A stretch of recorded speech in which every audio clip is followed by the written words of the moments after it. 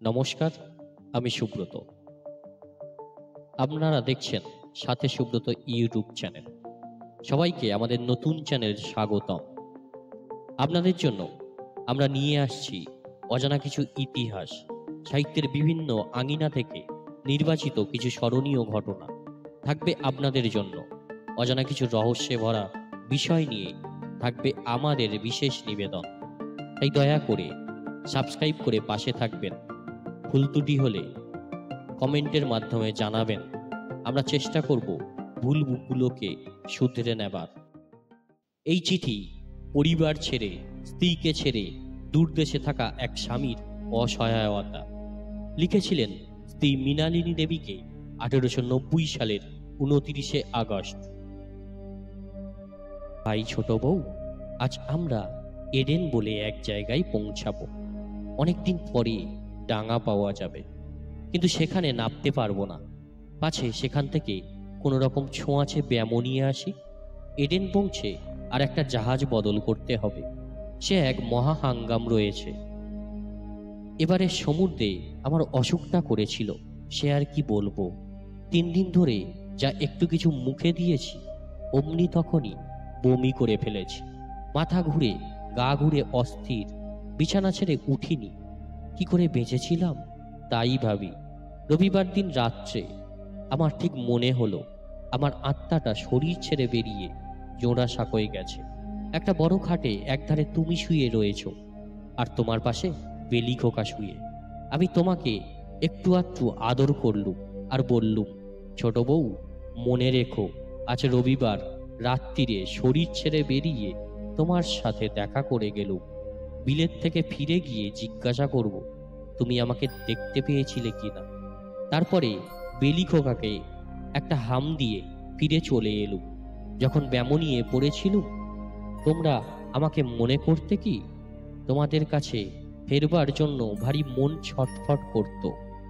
আজকাল কেবল মনে হয় বাড়ির মতো এমন জায়গা আর নেই। এবারে বাড়ি ফিরে গিয়ে আর কোথাও নড়ব না।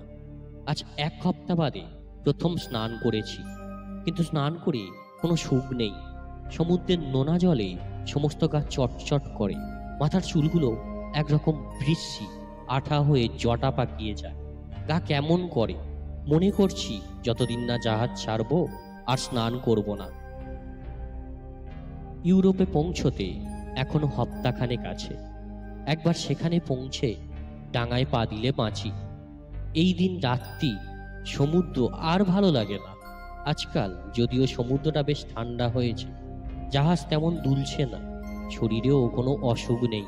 সমস্ত দিন জাহাজের ছাতের উপরে একটা মস্ত কেদারার উপরে পড়ে হয় লোকজনের সঙ্গে গল্প করি, নয় ভাবি, নয় বই পড়ি। রাত্রিরেও ছাতের উপরে বিছানা করে শুই। পায়তপক্ষে ঘরের ভিতর ঢুকিনে।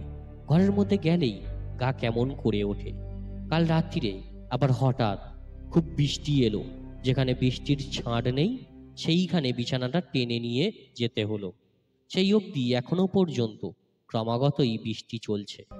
কাল বেড়ে রোদ্দুর ছিল। আমাদের জাহাজে 2-3টে ছোট ছোট মেয়ে আছে। তাদের মা মরে গেছে, বাপের সঙ্গে বিলেত যাচ্ছে। বেচারাদের দেখে আমার বড় মায়া করে। তাদের বাপটা সর্বদা তাদের কাছে কাছে নিয়ে বেড়াচ্ছে। ভালো করে কাপড় চোপড় পরাতে পারে না, জানে না কিরকম করে কি করতে হয়। তারা বৃষ্টিতে বেড়াচ্ছে। বাপ এসে বারণ করলে তারা বলে, আমাদের বৃষ্টিতে বেড়াতে বেশ ভালোই লাগে। বাপটা একটু হাসে, বেশ আমোদে খেলা করছে দেখে। বারণ করতে বোধহয় মন সরে না। তাদের দেখে আমার নিজের বাচ্চাদের কথা মনে পড়ে। কাল রাত্রিরে বেলিটাকে স্বপ্নে দেখছিলুম, সে যেন স্টিমারে এসেছে। তাকে এমনই চমৎকার ভালো লাগছিল, সে আর কি বলবো। দেশে ফেরবার সময় বাচ্চাদের জন্য কি রকম জিনিস নিয়ে যাব বলো দেখি। এই চিঠিটা পেয়েই যদি একটা উত্তর দাও, তাহলে ইংল্যান্ডে থাকতে থাকতে পেতেও পারি। মনে রেখো, মঙ্গলবার দিন বিলেতে চিঠি পাঠাবার দিন। বাচ্চাদের আমার হয়ে অনেক হামি দিও, আর তুমিও নিও। ইতি শ্রী রবীন্দ্রনাথ ঠাকুর।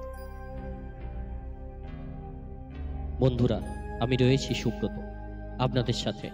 কেমন লাগলো আজকের ভিডিও অবশ্যই কমেন্ট করে জানাবেন।